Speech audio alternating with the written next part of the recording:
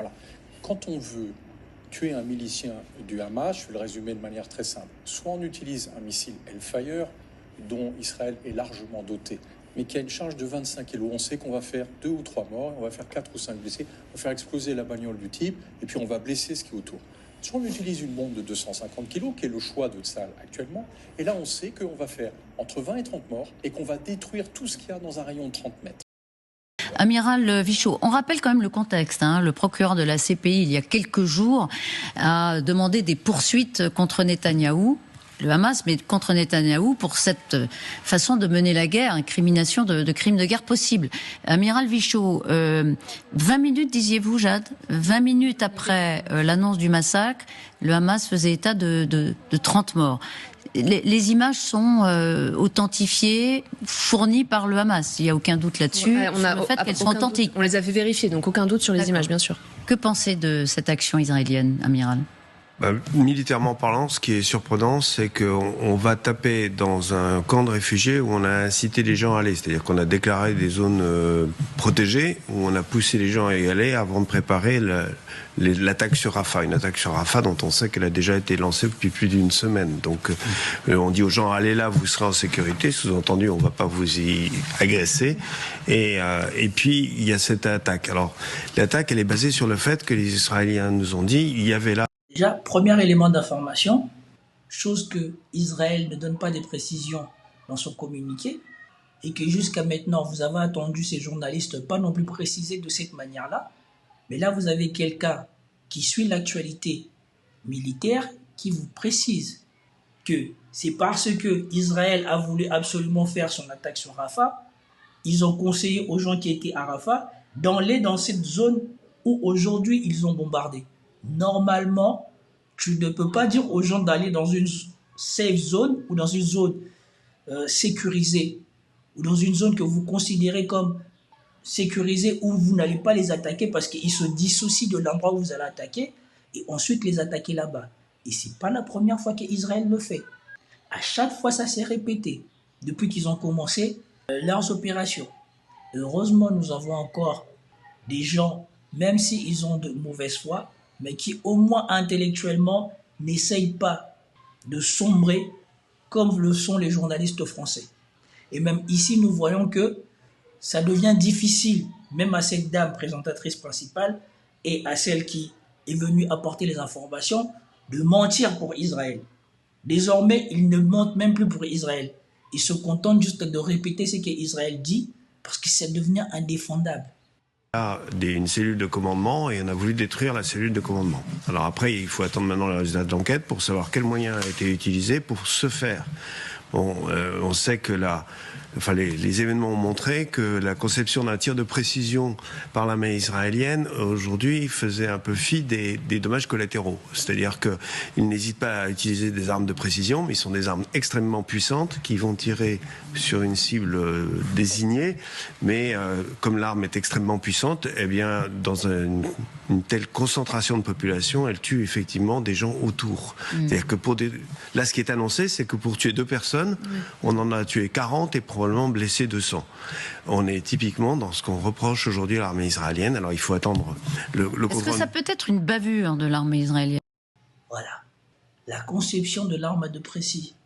La conception de l'arme de précision pour Israël, c'est pour 2 personnes, on peut tuer 40 personnes. Regardez l'ordre de grandeur. Pour 2 personnes, si vous en tuez 2 autres, ça fait 100% de dommages collatéraux. 2 comme 2. Si vous arrivez à 20, ça fait 1000% de dommages collatéraux. Et donc là, on est à 2000% de dommages collatéraux.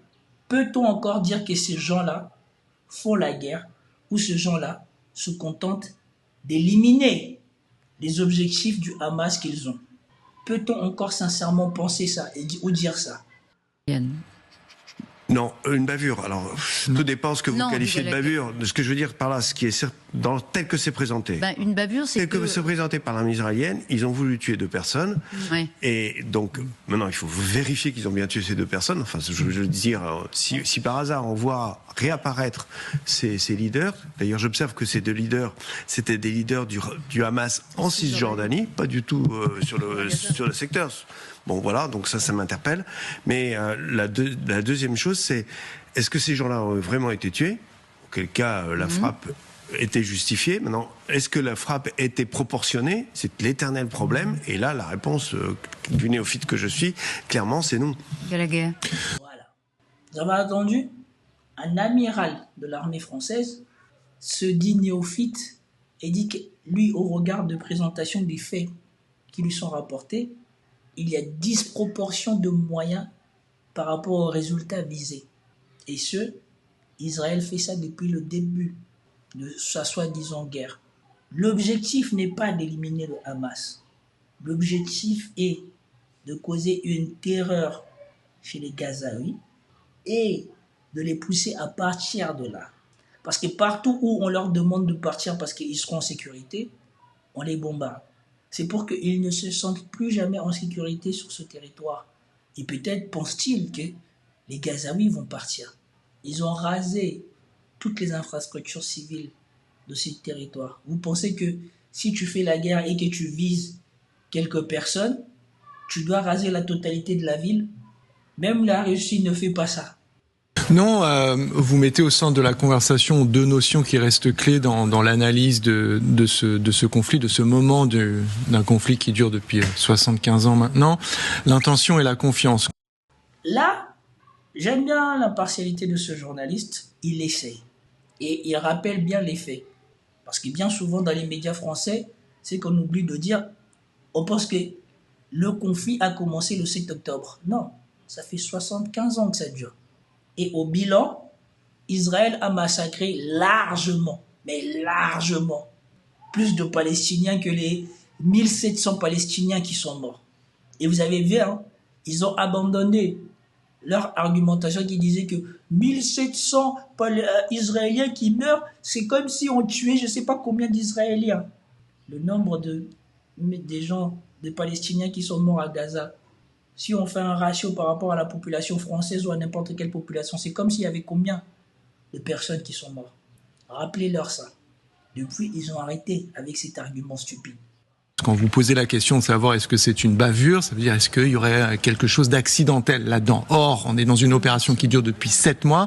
On a donc un passé récent qui permet d'informer la manière dont on regarde le présent.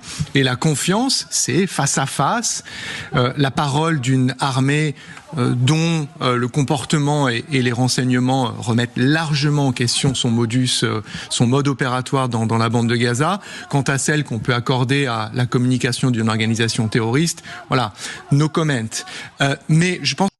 Je dois avouer, comme ça, je ne suis pas d'accord avec lui, mais l'argument est recevable.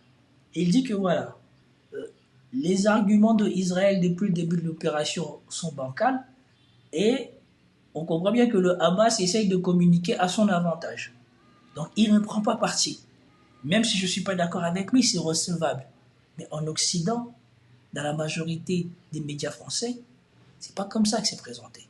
La suspicion est toujours du côté du Hamas et la bonne foi est toujours du côté de Tsahal. Je pense que le contexte plus large, si vous voulez, et pour moi c'est toujours la même interrogation. L'armée israélienne, et vous en pensez ce que vous voulez, dit, bon, nous savons où sont 2 hauts cadres du Hamas.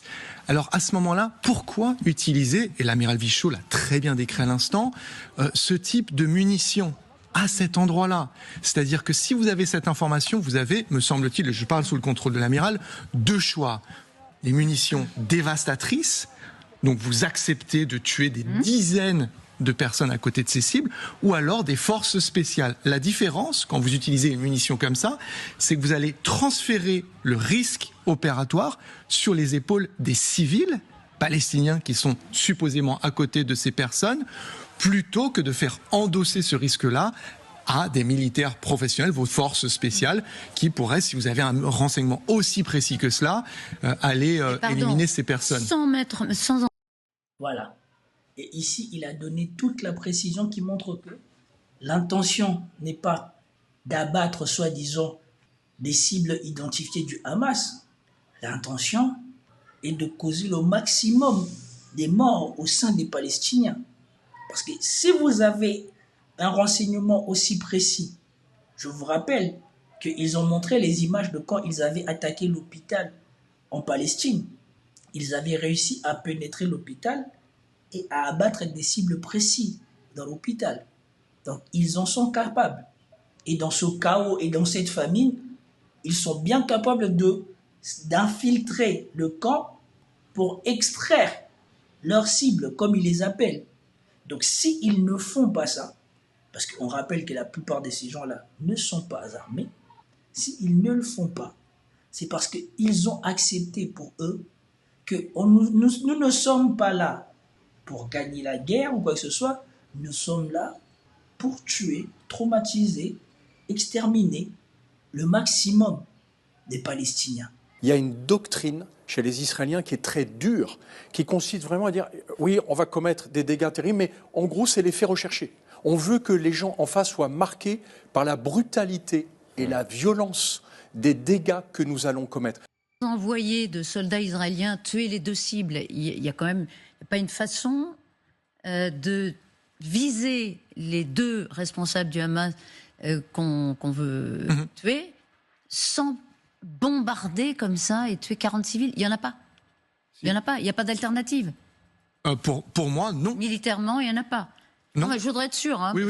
Mais il y a peut-être des tirs de roquettes un petit peu plus. Des là, images. Ouais. Là, on est, me semble-t-il, du côté de Al-Mawassi. Donc, c'est une bande de terre qui fait 14 km².